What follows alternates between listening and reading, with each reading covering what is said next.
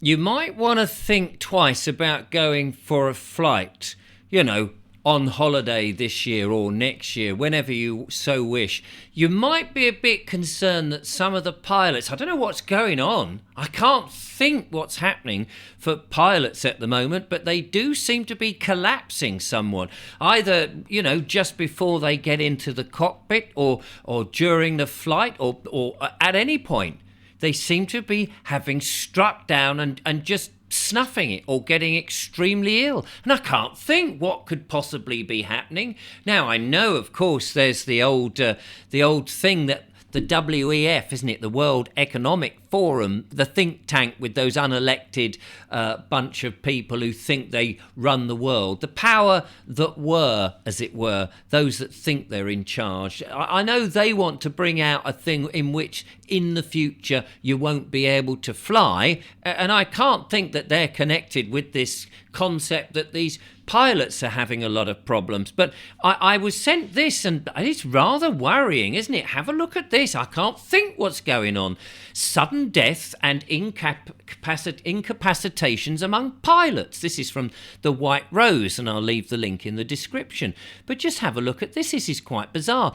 It's a list of pilots who have had these issues since September 2023. And it seems to be, look, there's hundreds of them. Goes on and on. May, March. There we go. Goes right back. We just thought we'd have a look at some of them. So here we are, September the 24th, 2023. Austrian Airlines, flight OS 188.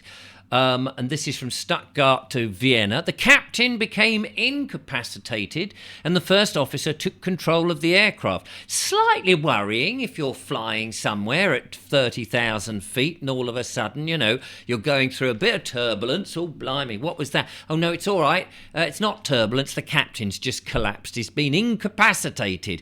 Something to do with his heart, maybe. Has he had his booster? Oh, yes. It's nothing to do with that, of course. Wouldn't be connected with anything to do with any medical intervention, of course. It's just, unfortunately, he didn't seem to be very healthy, which is a bit of a shame. But don't panic. The other guy, the first officer, who also has had one of those things, he'll be all right. And if not, we've got 25 other trainee people on there. I mean, basically, don't go on an aeroplane flight unless you've not had 20 hours in a flight simulator or one of those downloadable games, because it might be that somebody will peer out the back and say in the most calm voice, "Hello, ladies and gentlemen.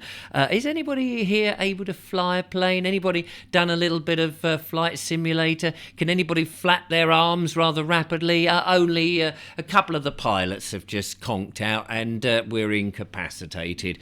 Be a bit of a worry, that would. Let's have a look at another one. Here we are, September the same. The day before, this is Alaska Airlines pilot, 37-year-old, which is unusual. 37. He's obviously got past it. Must be. Captain Eric McRae died suddenly in his hotel room during a layover, and he was to fly that morning. Of course, happens all the time, There's nothing to see. This is not unusual. September the 22nd, that was the day before that, So 3 days in a row, it seems. Delta flight, DL291. Going from Paris to Los Angeles, the pilot became incapacitated and was taken to the cabin for care.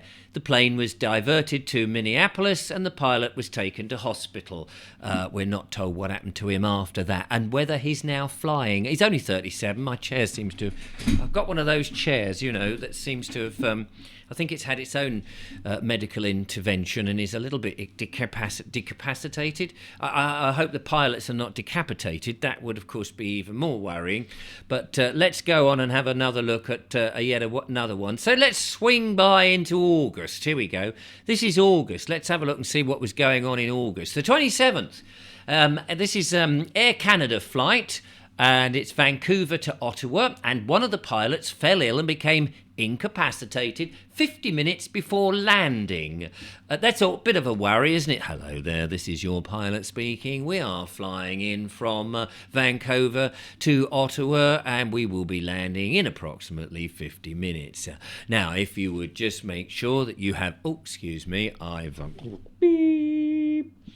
Meanwhile, first officer, navigator, and all members of the staff are going, blimey. Especially if they've been on a flight where, oops, didn't we have a flight the other day where the pilot was incapacitated? Something happened, clutched his heart suddenly and went, oh my God, went flushed. Quick, give him some tablets. Get one of those things. And no, for goodness sake, don't do that.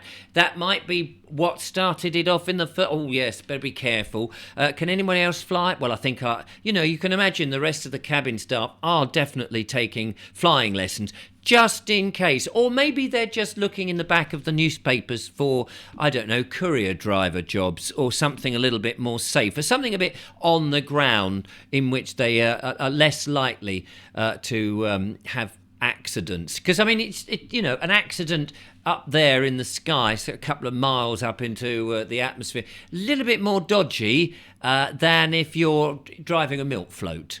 Maybe a milk float job is, 2 miles an hour as you go along. A little bit of broken glass, no point crying over spilt milk, obviously. Let's see what happened then earlier that month then. Is there anything else that we should be worried about? Because, I mean, it's so rare, isn't it? Must be rare that a pilot would have any other problems. So let's have a look. Well, Indigo flight from, where is this? Nagpur to Pune. In India, I don't know if I've got those names right. The 40-year-old pilot there died after collapsing at the boarding gate. He was just about to board. That's a bit upsetting for the pilot, isn't it? My chair's just collapsed as well. And there you are, you're sitting on there with, there's the captain. Oh, look, he looks resplendent, doesn't he? Doesn't he look resplendent, gripping to the side rail and vomiting up blood, or seized? And he looks very reassuring as they carry him back on a stretcher as we're about to fly up there in the sky. It is slightly nervous, isn't it? And now, if you've bought travel tickets, let me say, of course, this is extremely rare.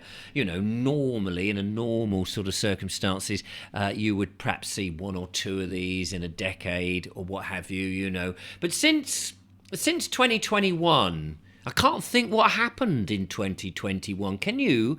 It's not like all pilots all over the world were to take some sort of funny juice or something, and it's sort of mucked about with. I mean, that would be very peculiar.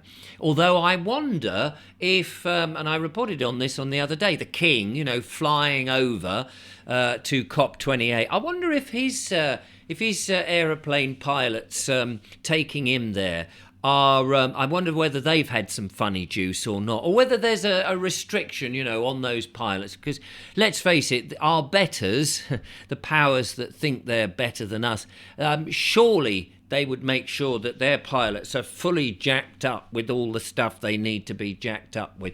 Oh, funnily enough, the day before, look at that, how strange. The day before, August the 16th, it says here, Qatar Airways, and it gives you the flight number, from Delhi, it says here to Doha, a 51-year-old pilot collapsed as a passenger in flight and died.